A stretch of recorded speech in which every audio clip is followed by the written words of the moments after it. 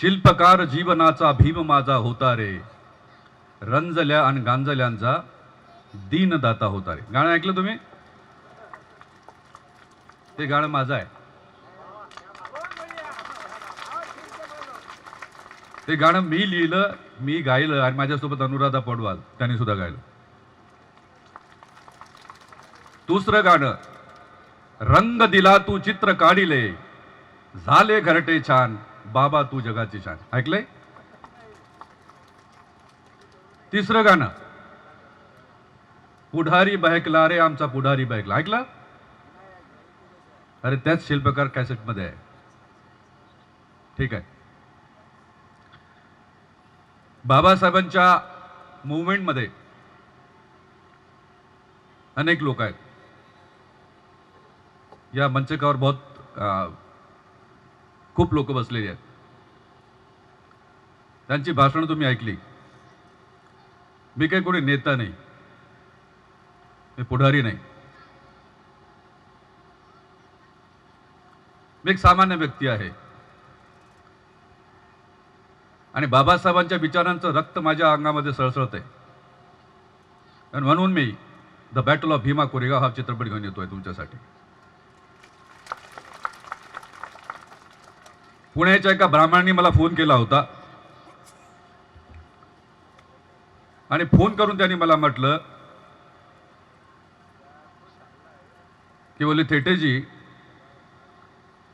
आप फिल्म बना रहे हो, ऐसे सब्जेक्ट पे आप फिल्म बना रहे हो और बड़े जोर शोर से आप बातें करते हो, सोशल मीडिया में बात रखते हो और ये कहते हो कि जो समाज अपना इतिहास नहीं जानता वो कभी इतिहास नहीं बना सकता. ये बताते हो मुझे आप. हाँ, ये तो सही है. बोले झूठ बोल रहे हो. Now listen to me, listen carefully. त्यांचं असं म्हणणं आहे की जो इतिहासच नाही तो इतिहास तुम्ही जगासमोर मांडता. बोले ऐसा युद्ध, ऐसा बैटल जो हुआ ही नहीं, आप उस पर फिल्म बना रहे हो. हिम्मत देखिए. और बोले हम इसका पुरजोर विरोध करेंगे. मैं करो, आपको बाबा साहब ने अधिकार दिया. और जिस बाबा साहब ने शौर्य स्तंभ पर जाकर यह कहा था, जो मैंने अभी अभी आपको बताया, कि जो लोग अपना इतिहास नहीं जानते वो कभी इतिहास नहीं बना सकते, आखिर उन्होंने ये क्यों कहा? और पूना का बामन बाबा साहब के सामने क्या लगता है? I am not talking against anybody, you know.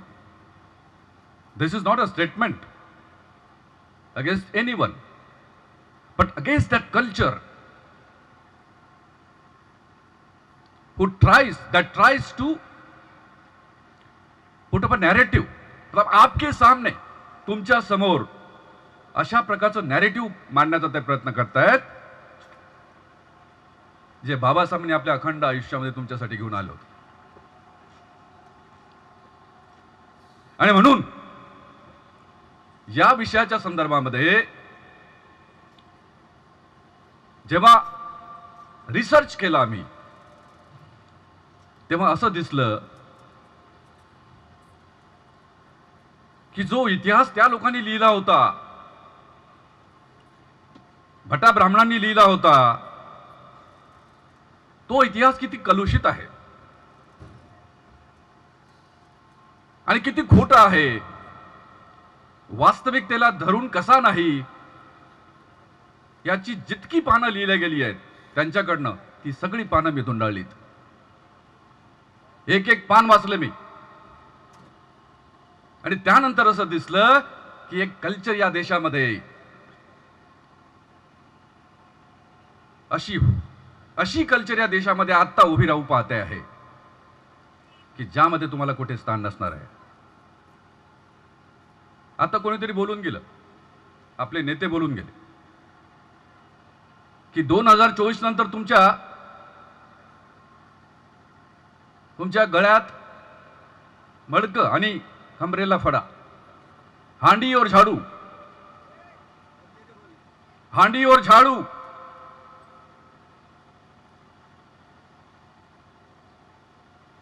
ये टांगी जाएगी. आणि का? हे कसं शक्य आहे? शक्य आहे का? घाबरू नका. शक्य यासाठी नाही कारण की या मातीवरती डॉक्टर बाबासाहेब आंबेडकरांनी जन्म घेतला. आणि लक्षात ठेवा, तुमच्या मुलांना तुम्ही जे शिकवत आहात ते शिकवण आणि ते शिक्षण जे त्यांना शाळांमध्ये महाविद्यालयांमध्ये मिळतं त्याच्या व्यतिरिक्त एक असं शिक्षण आहे जे तुम्ही त्यांना दिलं पाहिजे. मी सुद्धा एका मजुराचा मुलगा आहे. माझे आईवडील दोन्ही अंगठा बहादर. एका छोट्याशा गावामधून अजूनही माझ्या गावामध्ये 3री पर्यंत शाळा आहे. तिथून शिकून मी IAS झालो होतो. ऑल इंडिया 7th रँक होती माझी तेव्हा in my batch. How can it happen? कैसा पॉसिबल है ये? This is because of doctor Babasaheb Ambedkar. आणि मी बाबासाहेबांची पुस्तकं वाचली माझ्या महाविद्यालयीन शिक्षणामध्ये. आणि बाबासाहेबांची जी पुस्तकं होती ती वाचल्यानंतर अन्य ग्रंथ वाचायची तुम्हाला आवश्यकता नाही हे या ठिकाणी मी नमूद करू इच्छितो. आणि तुमची संस्कृती काय, तुमचा विचार काय, तुमचं अधिष्ठान काय आणि तुमचे संदर्भ काय आहेत याचा विचार जर तुम्ही केला तर तुम्हाला एक गोष्ट लक्षात ठेवली पाहिजे कि हा बदलता काळ आहे. समय तेजी से बदल रहा है और तेजी से बदल रहा है इसलिए आंबेडकरवाद खतरे में है.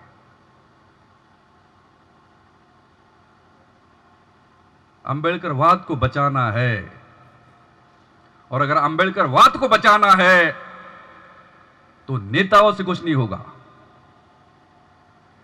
I am not against anyone. I am not making a political statement. इनसे इसलिए नहीं होगा, अदरवाइज वो बहुत पावरफुल लोग हैं. उनके माथे में बड़ा जोरदार विचार है, लेकिन उनसे होगा इसलिए नहीं है क्योंकि वो एक नहीं है. अगर एक नहीं है तो हम चाहे कितनी भी बड़ी तादाद में हैं, हमारा कल्याण वो नहीं कर सकते, नहीं कर सकते. इसलिए क्या है? नंबर 1 सांस्कृतिक आंदोलन और दूसरा बौद्ध धम्म. दो ही चीजें. End this 2 things will save you. तुमची जी अस्मिता आहे त्या अस्मितेचं रक्षण करण्याची ताकद या दोन व्यवस्थांमध्ये आहे. एक बौद्ध धम्म आणि दुसरं सांस्कृतिक आंदोलन. मी आता सांस्कृतिक आंदोलन मी याच्यामध्ये आहे. मी 2020 मध्ये रिटायर्ड झालो. त्यानंतर the battle of Bhima Koregaon याच्याबद्दल मी विचार केला आणि त्याच्यापूर्वी 5 वर्षापासून मी याच्यावरती विचार करत होतो. आणि विचार मी यासाठी केला की आपल्या लोकांना माहीत पाहिजे की त्यांचा इतिहास काय आहे. फक्त भीमा कोरेगाव हा विषय नाही. भीमा कोरेगाव हा विषय नाही. तुम्ही एकदम अति प्राचीन काळामध्ये जर गेलात तर पुष्यमित्र शुंग हु वॉज ही, कोण था पुष्यमित्र शुंग? आपला राजा. त्यांचं नाव होतं, राजाचं नाव होतं बृहद्रथ. तुम्ही ऐकलं असेल, तुम्ही पुस्तकं वाचणारी मंडळी आहात. ड्युरिंग द मिलिटरी परेड, मिलिटरीचं संचलन सुरू होतं, जसं तुम्ही 26 जानेवारीला बघता तसं संचलन सुरू होतं आणि त्या संचलनाच्या मध्ये पुष्यमित्र शुंग या सेनापतींनी बृहद्रथ राजाची हत्या केली. आणि त्यानंतर मग बौद्धों का कत्लेआम ऐसा हुआ कि बौद्ध धम्म इस भूमि से लगभग विलुप्त हो गया. जो कुछ भी है आज बहुत छोटा सा हिस्सा है. आप देखिएगा. आणि तसं जर झालं नसतं तर आज आपल्या देशाची परिस्थिती काय असती याचा तुम्ही विचार केला पाहिजे, याची कल्पना तुम्हाला आली पाहिजे. आणि म्हणून बौद्ध धम्माचं महत्त्व आहे. ह्या दोनच गोष्टी अशा आहेत ज्याच्यामध्ये कसल्याही प्रकारचा विवाद तुम्हाला दिसणार नाही, कोणी याच्यावरती ऑब्जेक्शन घेणार नाही, कोणी तुम्हाला असं म्हणणार नाही की तुम्ही हा पिक्चर का काढला आपल्या समाजाचा. कोणी तुम्हाला असं म्हणणार नाही अरे क्या बात कर रहे हो भाई, क्या हुआ, क्या कर रहे हो आप, कोई आरएसएस ने कुछ भेजा है क्या आपके लिए, हाँ? कुछ भी कर रहे हो आप भी, पैसे नहीं दिए क्या आपको, हाँ? क्या बात कर रहा हूं, मैं भी भूल गया. हाँ? बघा आता म्हणजे हा विषय मी का काढतोय हे लक्षात घ्या. मी का काढतोय, जर बृहद्रथ राजाने पुष्यमित्र शुंगला अपॉइंट केलं नसतं तर काय झालं असतं, आणि पुष्यमित्र शुंगाने बृहद्रथ राजाची हत्या केली नसती तर काय झालं असतं. तो संदर्भ आता महत्वाचा आहे, आजच्या घडीला महत्वाचा आहे. याचं कारण सांगतो मी तुम्हाला.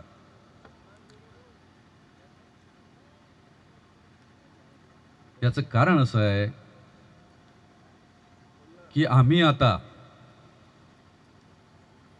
ते सर्व विसरून गेलो जे बाबासाहेबांनी आम्हाला सांगितलं होतं. काय सांगितलं होतं बाबासाहेबांनी, कि look back at your society. बाबा साहब ने जो बात कही थी, हम लोग किसी को बड़ी बड़ी बातें कह के कहते हैं, बताते हैं कि बाबा साहब ने ये कहा था, बाबा साहब ने वो कहा था. शिका, संघटित व्हा आणि संघर्ष करा. आजच्या घडीला अत्यंत प्रामाणिकपणे तुम्हाला मी सांगतोय, आमच्यातला प्रत्येक माणूस, थोडे बहुत सोडून द्या, कुणीच कोणाचं ऐकत नाही, कुणीच कोणाचं ऐकत नाही. कोणी सांगायला आलं तर त्याला 2-3 गोष्टी सांगून विसरून गेलो. Look back it your society दीक्षाभूमीवर बाबासाहेबांनी म्हटलं होतं, ते आम्ही सगळं विसरून गेलो. बाबासाहेबांनी हे म्हटलं होतं की तुमच्या समाजातले आम लोगों को बाबा साहब ने ये कहा था कि आपके बीच में जो मिशनरी लोग हैं आप उनको तवज्जो देना, आप उनकी बात मानना. मिशनरी लोग और बड़े बड़े लोगों को यह कहा था बाबा साहब ने कि आपको अपने समाज की सेवा करना है. This is not a political statement that I am making. मी सामाजिक संदर्भावरती बोलतोय, पण हे होताना दिसत नाही. आता मग मार्ग काय, 2024 तुम्ही म्हणतायत, गोष्ट खरी आहे.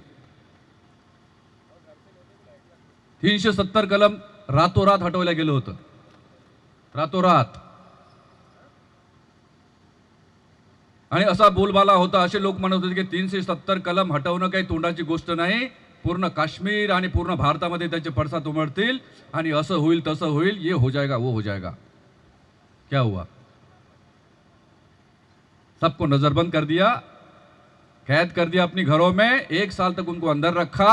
और जब सारा आंदोलन टाटा फीस हो गया, सारा सब कुछ ठीक ठाक हो गया, उसके बाद उनको छोड़ा. जब 370 हट सकता है तो आपका आरक्षण भी हट सकता है. Be prepared for that, I tell you. ध्यान रखना आप. और ऐसे ही सोए रहेंगे तो वो दिन दूर नहीं, वो दिल्ली दूर नहीं है, क्योंकि 2024 आ रहा है. 2024 येते आहे.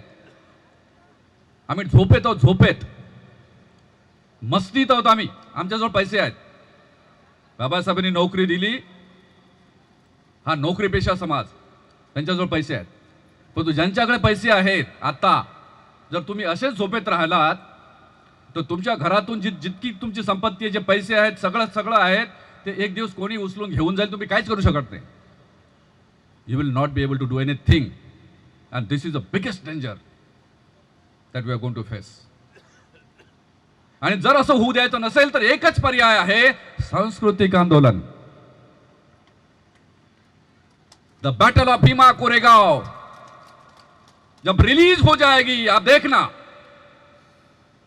घर घर का बच्चा, हमारी ये माताएं बहनें यहां पे बैठी हैं, आप लोग बैठे हैं, आप देखना जरूर इस फिल्म को. और जब इस तरह की the battle of Bhima Koregaon जैसी फिल्में आपको देखने को मिलेगी तो आपका खून खोलना वाजिब है. लेकिन उससे भी बड़ी बात मैं कह रहा हूं कि आपकी अकल ठिकाने पे आएगी, इंक्लूडिंग मी. आणि म्हणून the battle of Bhima Koregaon जेव्हा तुमच्या समोर येईल तेव्हा तुम्ही बघाल, मला खात्री या गोष्टीची. अरे दे दनादन दे दनादन दन, अत्याचारी की ऐसी की तैसी चुन. कौन थे अत्याचारी, क्या जाति थी उनकी, और आज जो अत्याचारी है उनकी जाति क्या है? एक ही है, एक ही है. There is no change, there is no change. And if you want to have a change, अगर आपको इसको बदलना है तो सांस्कृतिक आंदोलन का झंडा अपने हाथ में लेना चाहिए. आरटीएफएल मेरे नाम से कंपनी है, रमेश टेटे फिल्म्स लिमिटेड, जो इसका निर्माण कर रही है. अंबेडकरवाद को बचाना है तो हमारा नारा है, क्या नारा है? आरटीएफएल से जुड़ जाइए. मैं चाहता हूं एक एक व्यक्ति, हमारे समाज का व्यक्ति इसलिए जुड़ना चाहिए, पैसे कमाने की कोई बात नहीं है. It is not a question of money, पैसे की बिल्कुल बात नहीं है. लेकिन मैं चाहता हूं कि एक एक व्यक्ति इस कंपनी के साथ में इसलिए जुड़ जाए क्योंकि हम चाहते हैं कि अगर कोई फिल्म बने तो हमारा प्रत्येक व्यक्ति इसमें इन्वॉल्व होके इन फिल्मों को सभी लोगों को दिखाने की कोशिश करे. और जब देखेंगे तो परिवर्तन आएगा. फिल्म बड़ी बनाने से क्या होता है? 50 करोड़ से बड़ी फिल्म है ये, the battle of Bhima Koregaon. सबसे ज्यादा पैसा मैंने लगाया, मेरे पास था इसलिए लगाया, मतलब आज भी है.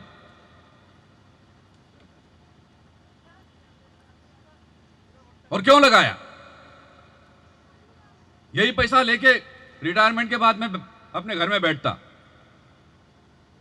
मेरी पत्नी मुझे सवाल करती है. क्या सवाल करती है?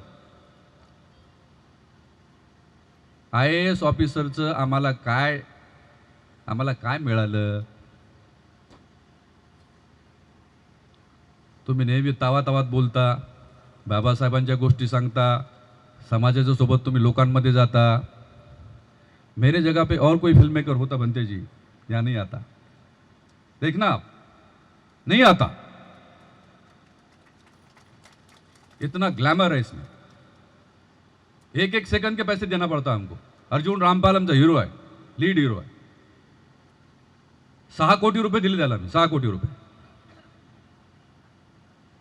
आणि बाकीचे जे आर्टिस्ट आहेत त्यांना किती किती पैसे द्यावे लागतात. त्यानंतर अशा प्रकारचा भव्य चित्रपट निर्माण होतो. अच्छा, थातूर मातू करून काय होत नाही. माझी पत्नी मला म्हणते तुम्ही काय दिलं? मैं मतलब सब कुछ नौछावर कर दिया मैंने. क्या नौछावर कर दिया?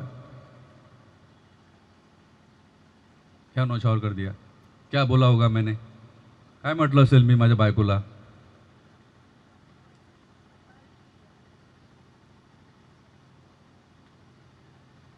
सन्मान,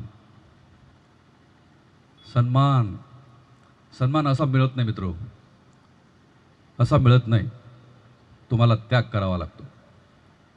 आणि मी माझ्या ऐश्वर्याचा त्याग केला आणि त्यागातून जे बाबासाहेबांचं ऋण आहे त्यातून मुक्त होऊ शकत नाही. तुम्ही नाही होऊ शकत, मी होऊ शकत नाही. परंतु जर मी हे केलं नाही तर एक दिवस तर सगळ्यांना जावं लागतं. काहीतरी करून जा, समाजाला काहीतरी देऊन जा. तुमच्या जवळ जे आहे ते देऊन जा.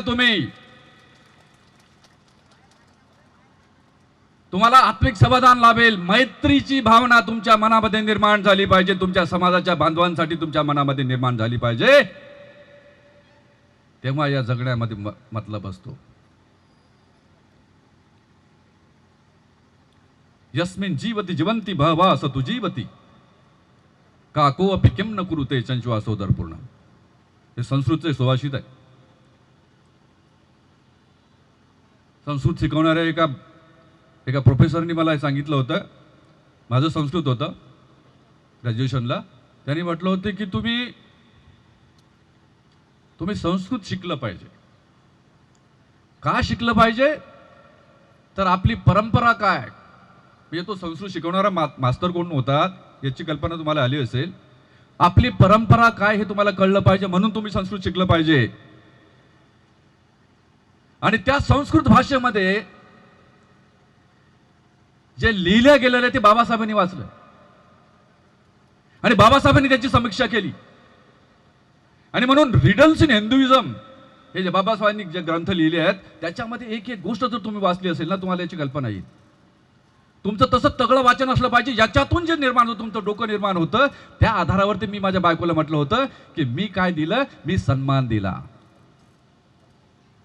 आणि हा सन्मान जर तुम्हाला प्राप्त करायचा असेल तर तुम्हाला त्याग केला पाहिजे. नुसतं पैसे देऊन समाजाची सेवा करा हे मी म्हणणार नाही. तुमचा 100% तुमच्याजवळ जो वेळ आहे, जो समय आहे, तो समय तुम्ही समाजासाठी दिला पाहिजे. आणि हा जर तुम्ही समय आणि धम्मदान दिलं तर हा समाज पुढे जाईल. 70,000 लोकसंख्या उमरेड विधानसभा मतदारसंघामध्ये आहे. 70,000 इथले आमदार कोण आहेत तुम्ही लक्षात घ्या. पॉलिटिकल नाहीये, मी सामाजिक बाब म्हणतोय तुम्हाला. कोण ऐकतंय तुमचं? तुम्ही तुमच्या आमदारांकडे जात असाल, तुमचं ऐकतात का ते आमदार साहेब? मी 6 वर्ष 6 डिपार्टमेंटचा प्रिन्सिपल सेक्रेटरी होतो मध्य प्रदेशमध्ये. I know how government works, मला माहित आहे. ऐकतात का ते तुमचं? नाही ऐकत. जागरूक झाले पाहिजे. बाबासाहेबांना विसरू नका, मी एकच म्हणतो. आणि बाबासाहेबांना फक्त असा उदो आणि अशा कार्यक्रमांमध्ये बाबासाहेबांचं नाव घेऊन घरी गेल्यानंतर सगळं विसरून जाणं आणि पुन्हा तेच करणं, असं जर करत असाल तर या धम्म परिषदांचा काय अर्थ नाही. अजिबात नाही. यूपी में क्या हुआ सर बंटी जी? पॉलिटिकल नहीं है, पॉलिटिकल नहीं है. What happened in UP? And why did it happen? क्यों हुआ यूपी में ऐसा? एक ही नहीं है. इधर से बहन जी है, मुख्य पार्टी बीएसपी, वामन मेश्राम साहब आ गए, चंद्रशेखर साहब आ गए और फलाने आ गए, ठिकाने आ गए, समाज की ऐसी की तैसी. अरे क्या कर रहे हो मेरे भाई? ऐसा यहाँ पे भी है, यहाँ पर भी है. अरे आप क्या कर रहे हो? इतना बड़ा समाज, क्या चलती है आपकी? किती आमदार आहे तुमचे महाराष्ट्रामध्ये? आणि कोण ऐकताय तुमचं?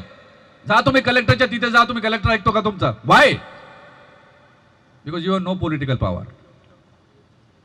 ऐकतच नाही कोणी. आमच्याकडे आमदार लोक यायचे, सत्तारूढ पक्षाचे आमदार. शिवराज सिंह चौहान मुख्यमंत्री, आता तेच मुख्यमंत्री आहेत.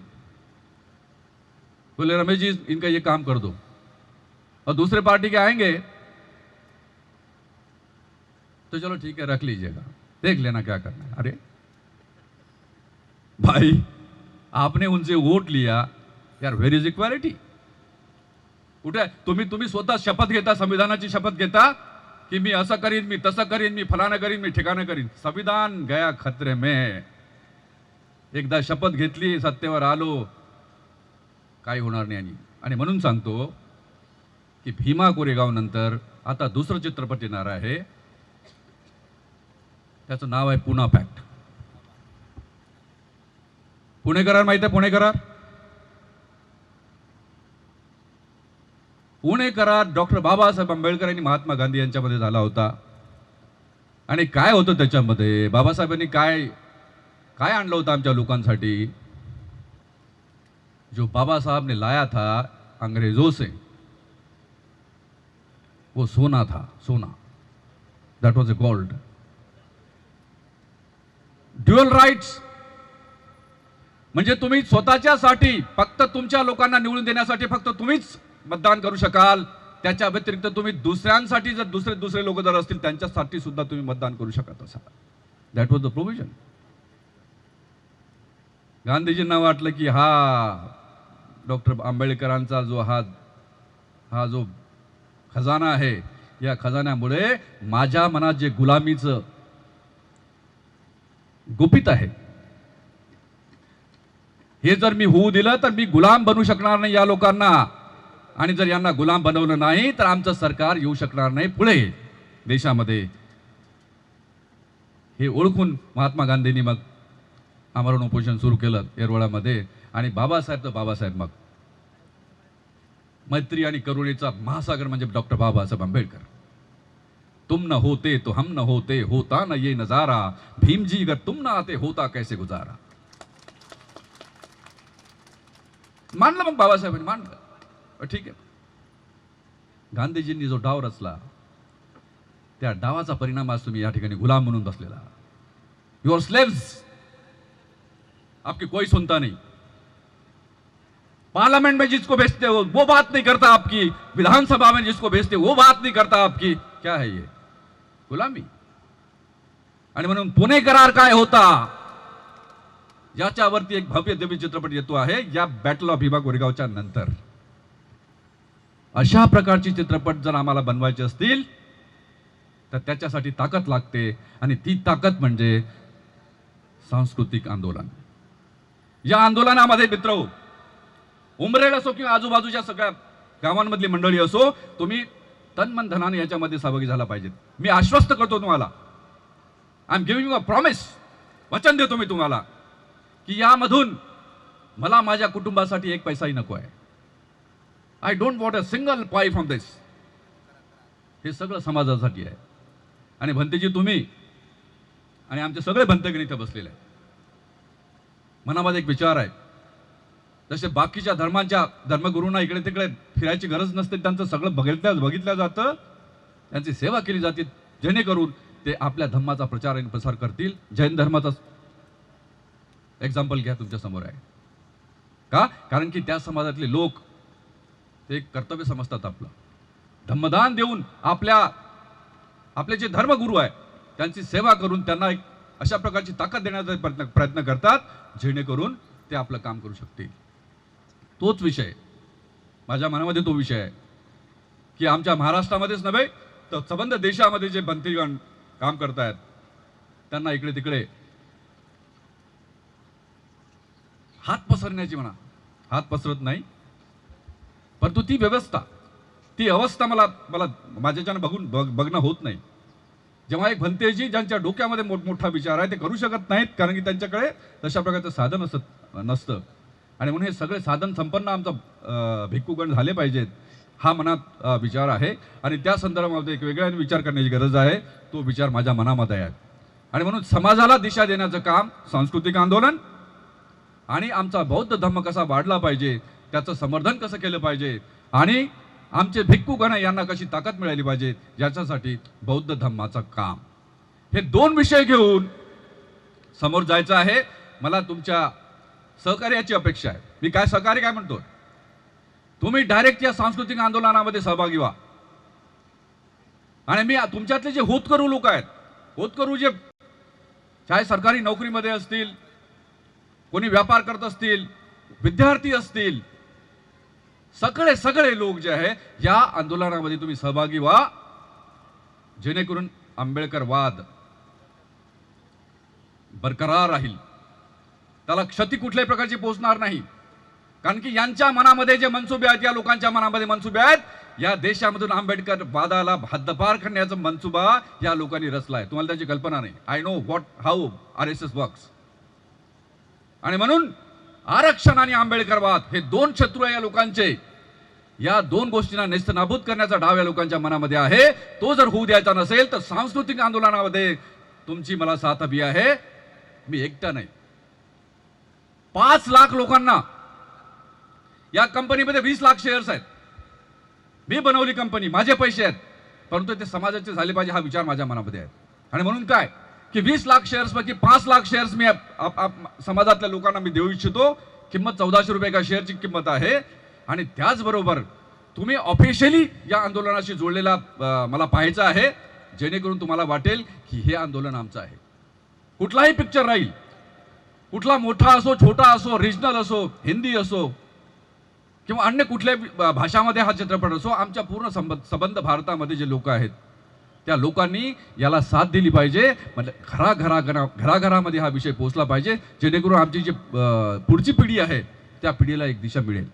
आणि म्हणून होतकरू लोकांनी या आंदोलनामध्ये सहभागी व्हावं, खांद्याला खांदा लावून काम करावं.